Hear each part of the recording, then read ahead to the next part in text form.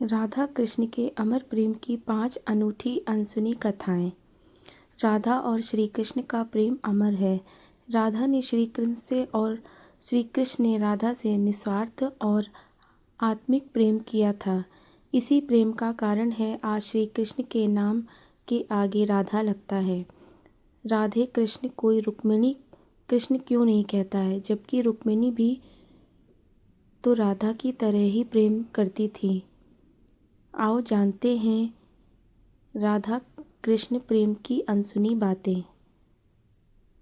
अन्य पौराणिक कथाओं के अनुसार राधा श्री कृष्ण से 5 वर्ष बड़ी थी। राधा ने श्री कृष्ण को पहली बार जब देखा था जबकि उनकी माँ यशोदा ने उन्हें ओखल से बांध दिया था। उन्हें देखकर राधा बेसुध सी हो गई थी और उनके प्रेम में पड़ गई थी। उन्हें लगा था कि यह किसी पूर्व जन्म का रिश्ता है।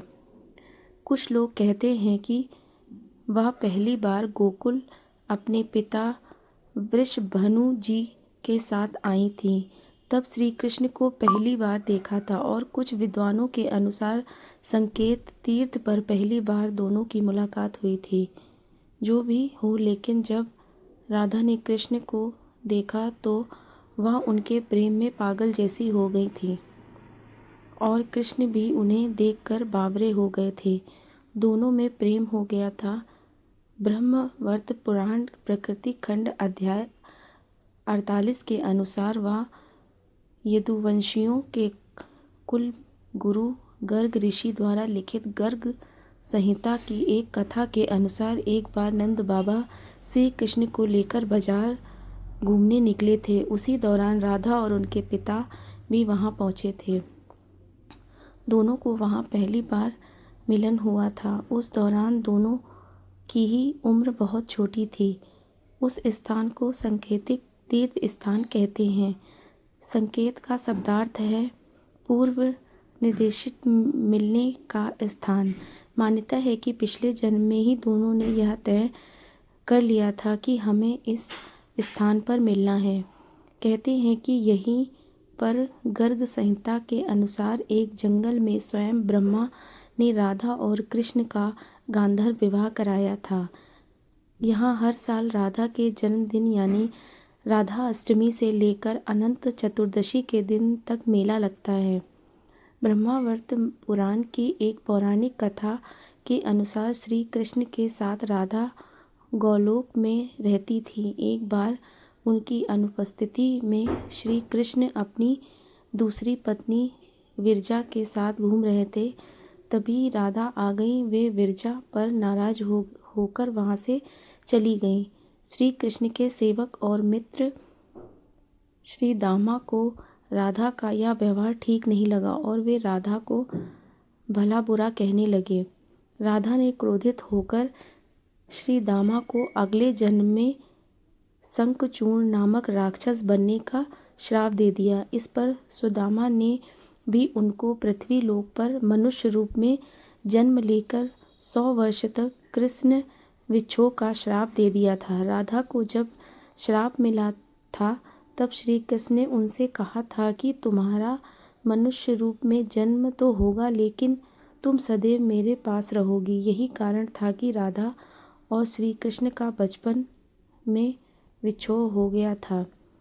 राधा श्री कृष्ण की मुरली सुनकर बावरी होकर नाचने लगती थी और वह उनसे मिलने के लिए बाहर निकलकर जाती थी।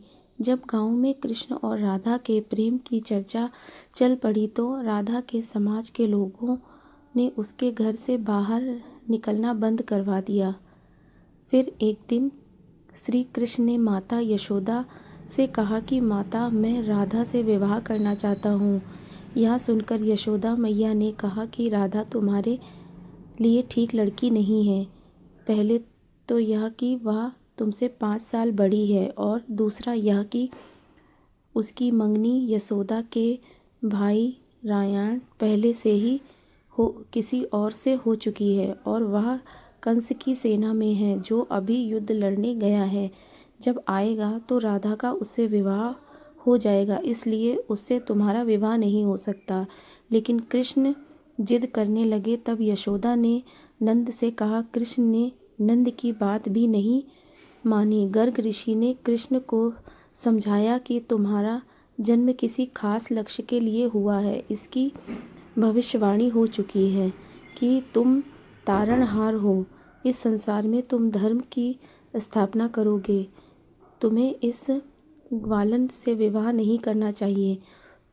तुम्हारा एक खास लक्ष्य है। गर्ग मुनि हर तरह से समझाते हैं लेकिन कृष्ण नहीं समझते हैं। तब गर्ग मुनि उन्हें एकांत में यह रहस्य बता देते हैं कि तुम यशोदा और नंद के पुत्र नहीं, देवकी और वासुदेव के पुत्र हो और तुम्हारे माता पिता को कंस ने कारागार में डाल रखा है। यह सुनकर श्री कृष्ण के जीवन की दशा बदल जाती है। राधा के परिवार को जब पता चला कि यह श्री कृष्ण की मुरली सुनकर उनके प्रेम में नाचती हुई उनके पास पहुंच जाती है तो उन्होंने राधा को घर में ही कैद कर दिया था। तब श्री कृष्ण ने अपनी साथियों सहित एक दिन उन्हें रात में कैद से मुक्त करवाकर उद्धव और बलराम सहित अन्य सखियों के साथ रात भर नृत्य किया था। यह रात पूर्णिमा की रात थी जब महारास हुआ था। बाद में राधा की माँ राधा के कक्ष में गई तो राधा उन्हें वहाँ सोती हुई मिली। कहते हैं कि उस वक्त श्री कृष्ण को दो ही चीज़ें सबसे ज़्यादा प्रिय थीं, बांसुरी और राधा। कृष्ण की बांसुरी की धुन सुनकर राधा के जैसे प्राण ही निकल जाते थे। कई जन्मों की स्मृतियों को कुरेदने का प्रयास होता था और वह श्री कृष्ण की तरह खिंची चली आती थी। भगवान श्री कृष्ण के पास एक मुरली थी जिसे उन्होंने राधा को छोड़कर मथुरा जाने से पहले दे दी थी। राधा ने इस मुरली को बहुत ही संभाल कर रखा था और जब भी उन्हें श्री कृष्ण की याद आती तो वह यह मुरली बजा लेती थी। श्री कृष्ण उनकी याद में मोर पंख लगाते थे और वैजयंती माला पहनते थे। श्री कृष्ण को मोर पंख तब मिला था जब वे राधा के उपवन में उनके साथ नृत्य कर रहे थे। मोर का पंख नीचे गिर गया था तो उन्होंने उसे उठाकर अपने सिर पर धारण कर लिया था और राधा ने नृत्य करने से पहले श्री कृष्ण को वैजयंती माला पहनाई थी। जब कृष्ण वृंदावन छोड़कर मथुरा चले गए तब राधा के लिए उन्हें देखना और उनसे मिलना और दुर्लभ हो गया। कहते हैं कि राधा और कृष्ण दोनों का पुनर्मिलन कुरुक्षेत्र में बताया जाता है, जहाँ सूर्य ग्रहण के अवसर पर द्वारिका से कृष्ण और वृंदावन से नंद के साथ राधा आई थी। राधा सिर्फ कृष्ण को देखने और उनसे मिलने ही नंद के साथ गई थी। इसका जिक्र पुराणों में मिलता है। इसके बाद राधा और श्री कृष्ण की अंतिम मुलाकात द्वारिका में हुई थी। सारे कर्तव्यों में से मुक्त होने के बाद राधा आखिरी बार अपने प्रियतम कृष्ण से मिलने गई थी। जब वे द्वारका पहुंची तो उन्होंने कृष्ण के महल और उनकी 8 पत्नियों को देखा। जब कृष्ण ने राधा को देखा तो वे बहुत ही प्रसन्न हुए। तब राधा के अनुरोध पर कृष्ण ने उन्हें महल में एक देविका के पद पर नियुक्त कर दिया।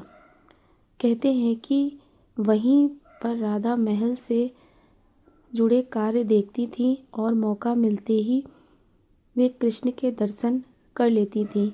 एक दिन उदास होकर राधा ने महल से दूर जाना तय किया था। कहते हैं कि राधा एक जंगल के गांव में रहने लगी थी। धीरे धीरे समय बीता और राधा बिल्कुल अकेली और कमज़ोर हो गई। उस वक्त उन्हें भगवान श्री कृष्ण की याद सताने लगी।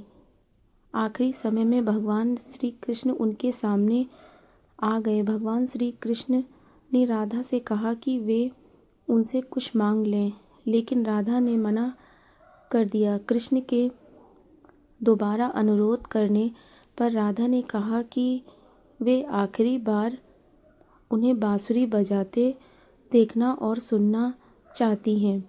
श्री कृष्ण ने बांसुरी ली और बेहद सुरीली धुन में बजाने लगे। श्री कृष्ण ने दिन रात बांसुरी बजाई। बांसुरी की धुन सुनते सुनते एक दिन राधा ने अपने शरीर का त्याग कर दिया।